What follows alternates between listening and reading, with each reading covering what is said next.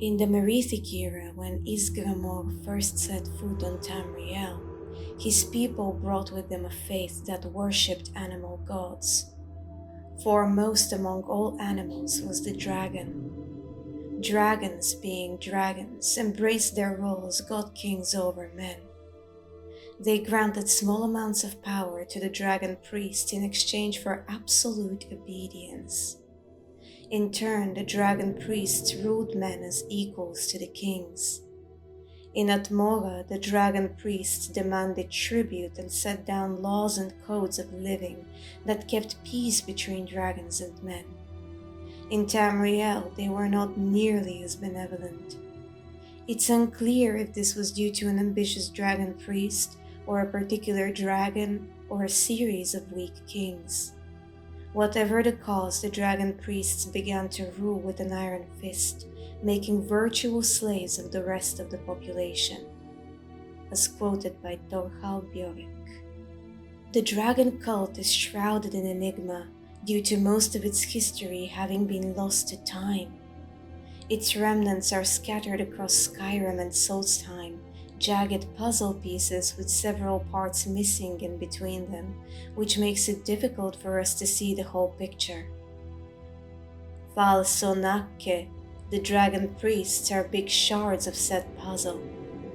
Through the temples where they are entombed, yet undead, ancient texts we may uncover, or even thanks to their own verbosity at times, we can learn more of them and their stories as we adventure across the beautiful land of Kaezal, Skyrim. There are a few of them who have intriguing and at times sinister backgrounds available to us, such as Morokai, Valog the Jailer, Ragot, Azidal, and of course, Mirak. But none of them are going to be our focus today. Instead, our attention will be turned to Otar the Mad, also known among adventurers as the Dragon Priest with the unique name. Drem Yol Lok, Zur Isvalbo, and welcome to my study in my home Leaf Rest in Riverwood, Skyrim.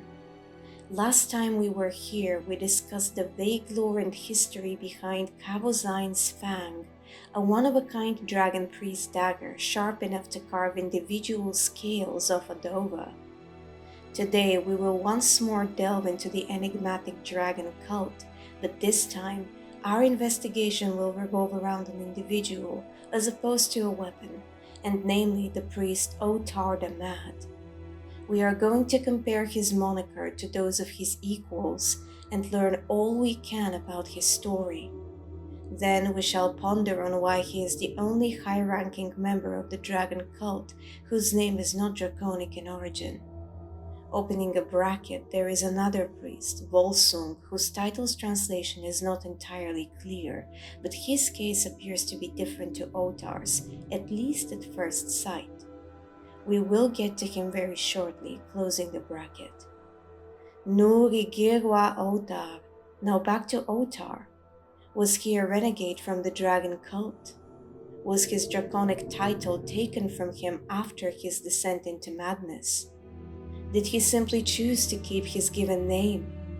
Was his Dovazul title forgotten and modified into the name we come across during the Fourth Era? These are all questions we are going to attempt to answer today.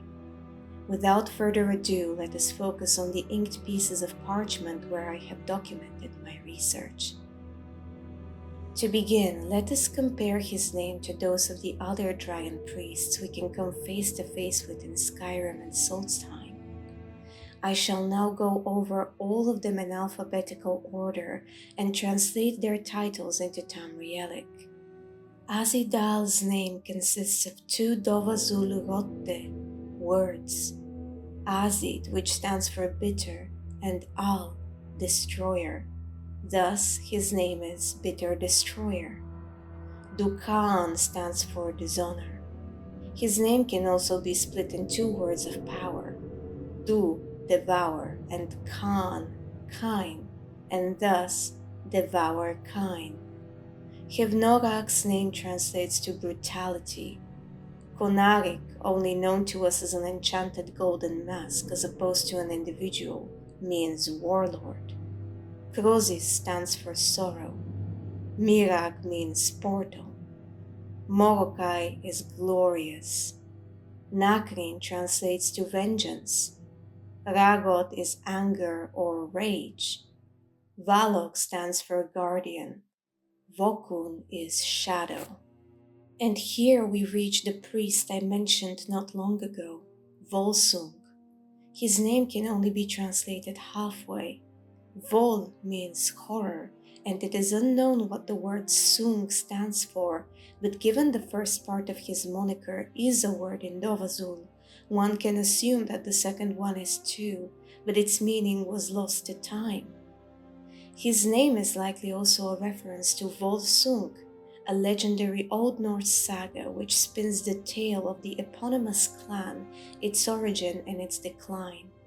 The name Volsung itself translates to wolf's son.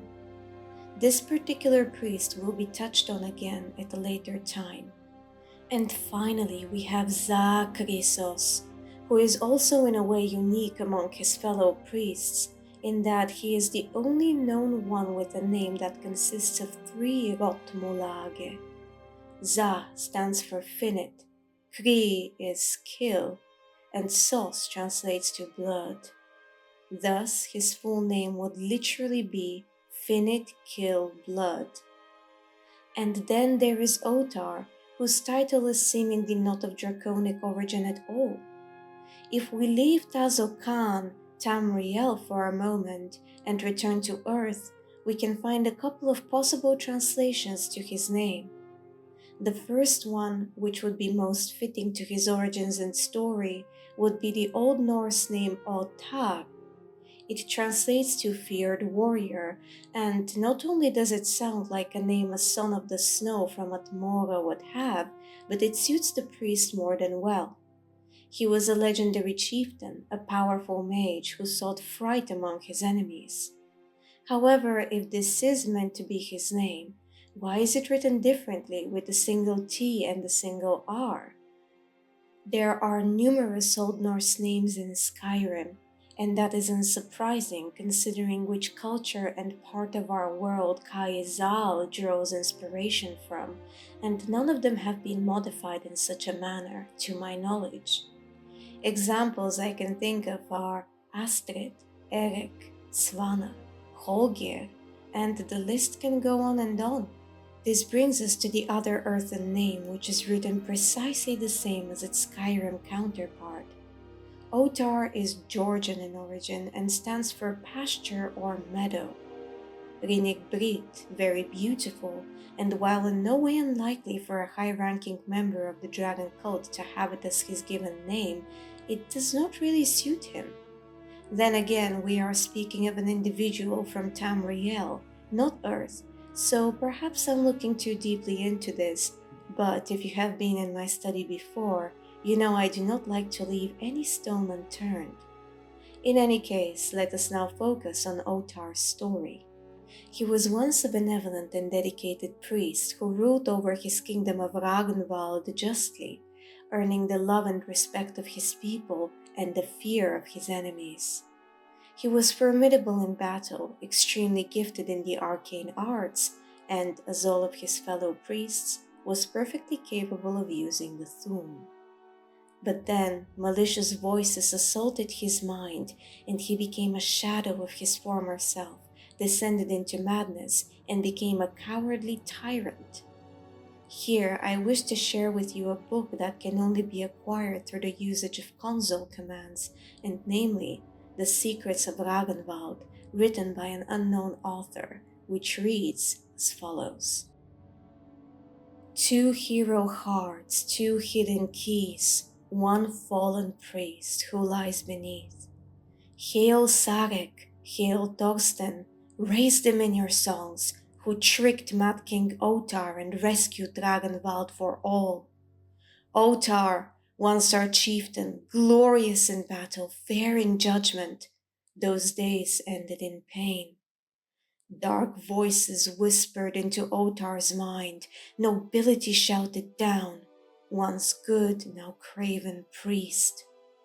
Fair folk of Ragnvald, good Nords and true, broken by his will, our city eaten alive. Send Sarek, send Thorsten, sure spirits, swords that don't fail. Otar was bent back but never destroyed, bound instead, contained. 2 heroes, 2 keys. This work shortly tells the entire story of the kingdom and Otar.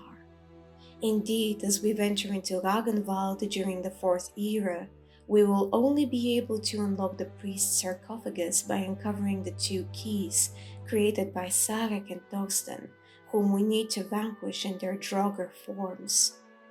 The keys in question are identical skulls, and only when both are inserted in their respective indentations can the coffin and the chamber behind it, containing a treasure chest in the word wall, be opened. As for Otar's descent into insanity, some speculate this was the work of the Daedric Prince of Madness himself, Sheogorath. There is dialogue in the Elder Scrolls Online between the player character and Sheogorath in his skooma cat form, where he mentions making someone named Otar cry. I checked and I could not find any other character with this name anywhere within the lore and the games, and it is logical to conclude he was indeed talking about the dragon priest we are currently investigating. But I digress. Our focus is not how Otar went off the rails, but on why his name does not appear to be of Draconic origin. And now we shall finally delve into the theories available for us to explore. Let us begin. Mora now Minda.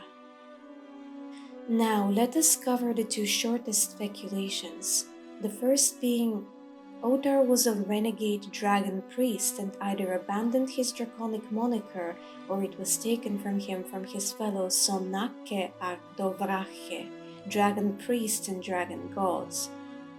Some adventurers even theorize that he was born into the cult and did not like being a part of it. Therefore, once he gained enough power, he left this life behind, established his kingdom of Ragnvald, and ruled justly until descending into madness. If we expand on the theory, we could even assume that this was the reason he was driven to insanity. One of the other priests, or even a Dova, used their expanded arcane abilities to send malicious hushed whispers to Otar's mind and let him destroy all he had built by himself through his lunacy instead of attacking him openly. This way they would not antagonize his subjects and no rebellion against the cult itself would erupt. In fact, Otar's people would take him down themselves. While this theory tells an intriguing story, I personally find it to be the least likely, due to it contradicting a couple of crucial pieces of evidence we have at our disposal. Firstly, Otar is described as a good priest in the book The Secrets of Ragnvald, and was apparently still one even after his descent into madness, as it says in the 4th paragraph, once good, now craven priest. And secondly, he is not only still in possession of his Malachite dragon priest mask, which grants increased resistance to frost, fire, and shock, but said mask has its place in the Bromjunar sanctuary, representing one of 8 high-ranking Sonnakke who ruled in the name of their dragon gods during the Merethic era. If he was a renegade, it would make sense that even if he himself chose to keep the enchanted face wear due to the powers it granted him, it would not have a bust reserved just for it in the sanctuary. He would have been replaced by another priest, and the mask that would fit in this position would have been another priest's mask. Thus, while this theory is quite interesting, I do not believe it is as feasible as the final 2 we will discuss. Here comes the next very short speculation. His draconic title was stripped by the dragon cult and or his people as soon as he descended into madness, as simple as that. However, the evidence mentioned before contradicts the first statement also. Otar was still considered a priest even after his descent into insanity, and still had his mask, and the Malachite artifact has its place in the Bromjunar sanctuary. As for his title being taken away from him by his subjects, this will tie into the final theory. Nu Amati, let us turn our attention to the two longer speculations that have more legs to stand on, in my opinion. Otar chose to keep his given name even after taking on his role as a high-ranking priest. According to our sources, he was a legendary chieftain. It is quite possible that he earned himself considerable fame through his deeds before climbing the ranks in the dragon cult, or even before officially joining it.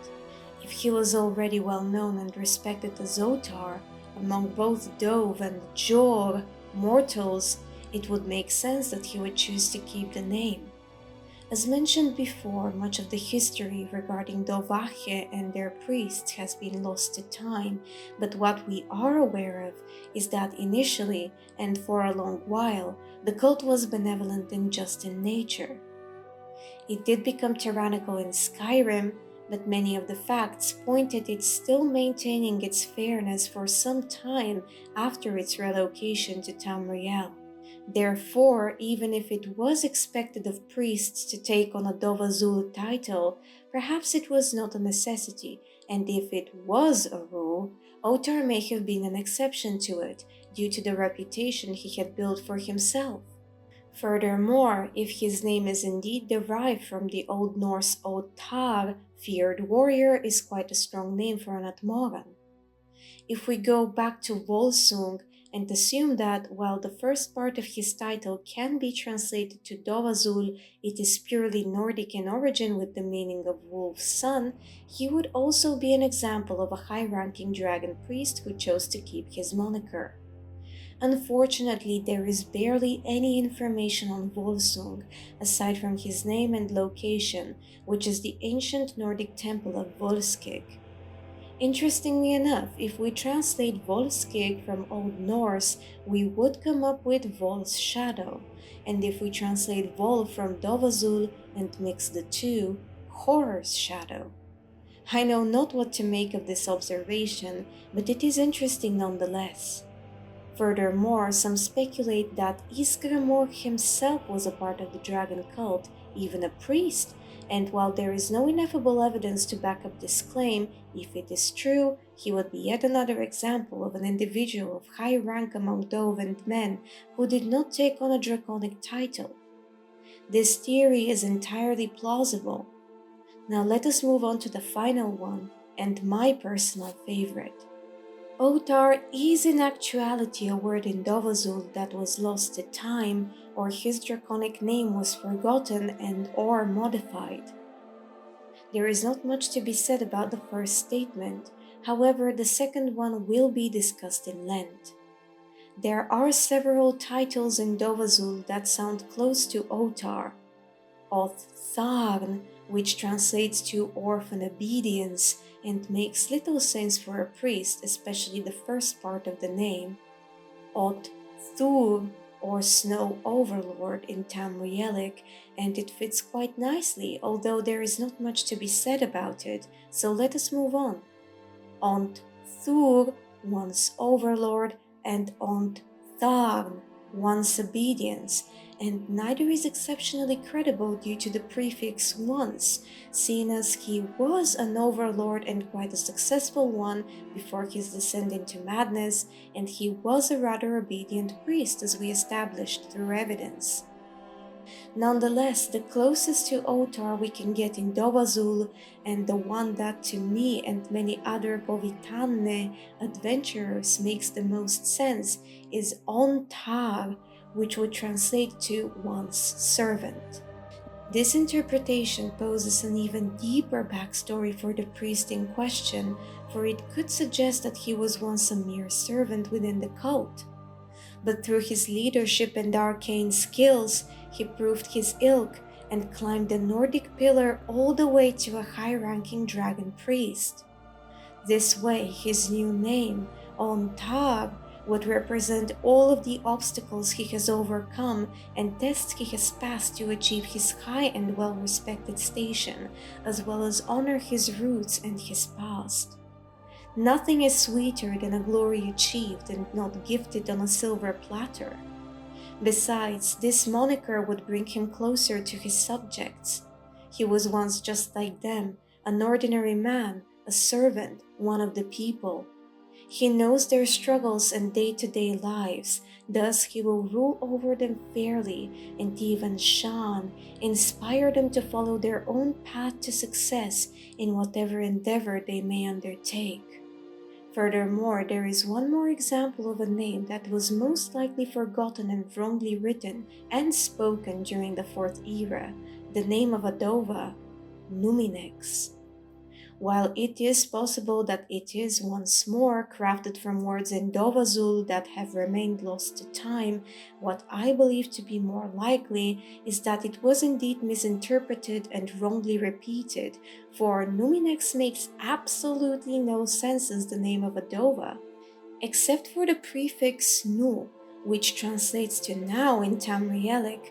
Ni and Nex are not Rotte Kodovazul, words in the dragon tongue, and neither are Min with a single I, X, or Minex. The most likely name this poor Dova had was probably one of the four I will now share, or none of them, including Numinex, and I will explain. The variations are the following: Nu Min Nax, which would mean now I cruelty, Ni Min Nax, not/no I cruelty, Nu Munax, now we cruelty, Nu Munax, now cruel, which is written the same way as now we cruelty. I especially like Ni Min Nax because it is in line with the legend surrounding the Dova. Olaf One Eye cruelly kept the dragon captive. What if this is not even Fin Aka Kir, the child of Akatosh's actual name, but something he would whisper underneath his breath as he was trapped? Ni Min Nax, that the one-eyed is cruel, or literally one-eyed cruelty. It could also be a reference to the Bard's College questline, during which a possible retelling of the events regarding the king and the dragon is that Numinex was Olaf in human form. A pun from the writers, perhaps. Your cunning capture of Numinex, a con for the ages. No shouting match between dragon and man, and no fire or fury did this battle entail. Olaf was Numinex in human form. On moonless nights, he would spread wings and sail. But I digress. To further back up this speculation, here is what Parthurnax says about his old acquaintance. I used to visit him from time to time, nearly crazed by loneliness and captivity. Tiraz Sivaz. He did not even remember his own name. I do not know how he came to be caught, but the Bronyun, the Jarl, was very proud of his pet, Pak. The Hofkossayun has been known as Dragon's Reach ever since. What I find quite interesting is that he does not mention his fellow dragon's name once, but informs us that, and I quote, he didn't even remember his own name. Of course, the name Numunax is very likely for Adova as well, the one that means now cruel. And while Numinex is a very interesting topic indeed, let us return to Otar, also known as Ontag in our current theory. The only issue I can find with this speculation is the book The Secrets of Ragnvald. The way it is written, as well as the information within it, hints at it being the work of someone who lived in the kingdom during Otar's reign and had intimate knowledge of the events that took place then. And this unknown bard calls him Otar, not Ontar. There are three counter-arguments to this. Firstly, simply because the work was created by someone who describes the story of Otar, Togsten, and Sarek as if he or she was there, does not mean this was the case. This mysterious author could have consulted with the historian or have been one him or herself, and have decided that the book would have much more impact if it were written in this epic, more intimate variant. Secondly, despite it existing within the game files, it cannot be found in the game by normal means and is only accessible through console commands. Thus it can be treated as non-canon, although I and many others choose to accept it as canon. I suspect there might have been a bigger story concerning Ragnvald and Otar planned, which was cut due to time constraints, or a developer simply forgot to place the book within the temple, seeing as it is clearly finished. Perhaps it was meant to serve as a hint that one has to find the two keys in order to unlock Otar's sarcophagus and the chamber behind it. And thirdly, my favorite interpretation. Perhaps the author wrote his name wrongly deliberately in order to mock and discredit him after his descent into madness and tyranny. And if one reads between the lines, the Dovazul on Tar would still be present within the text, but in a more allegorical manner. Otar, once our chieftain, glorious in battle, once good, now craven priest. Once can be translated to Ont, which in this case scenario would be the first part of his name. As for the rest, what is a good chieftain, a good leader, but a servant to his people? What is a good priest but a servant to the Dovrache? Thus, the author is still calling him Ontar, but in a subtle manner, mourning and honoring the Ontar he or she knew and loved, and mocking the Otar, the mad king he had turned into. This could tie into the previously briefly mentioned theory of his subjects taking away his title after his descent into madness. Perhaps they began to pronounce his name incorrectly to express their resentment behind his back. Or even better, after his descent into insanity, he himself forgot his own name, similarly to Numinex, and started to call himself Otar instead of Ontar. What if we reach further and propose he was Numinex's personal priest? Adova and his Sonak suffering similar fates under different circumstances, a poetic tragedy worthy of ballads. But my imagination aside, I have nothing more to add except offer an unslat crozis, endless sorrow, my condolences to this once great leader who was reduced to a shadow of his former self. Whether his madness was Shilgorod's doing or something else, it is truly devastating that so many of these benevolent dragon priests turned crazy with power and resorted to tyranny. And the mystery, which will perhaps be a topic for discussion in the future. And this is where our research comes to an end. A renegade priest, an Atmoran who chose to keep his given name due to its popularity, or a former ruler whose draconic title was modified by mistake or deliberately to mock what he became in the end, Otar the Mad remains Falsonag vot finnum foran, the dragon priest with the unique name. He is but a fragment of the rich and enigmatic history of the dragon cult that endlessly intrigues me and many other adventurers and scholars, as I have said in the past. In any case, which of these theories do you believe to be the most plausible? Or perhaps you have your own to share? If you do, please do not hesitate to tell me. I always adore exchanging thoughts and knowledge with you, Difadonne. Unslat Kogaan, thank you all for your support, as always. I do hope you enjoyed our time together in my home leaf rest, and I look forward to having you in my study again. But until then, Lok Thu'um, Drem Yol Lok. When unsteady, rise, Difadonne.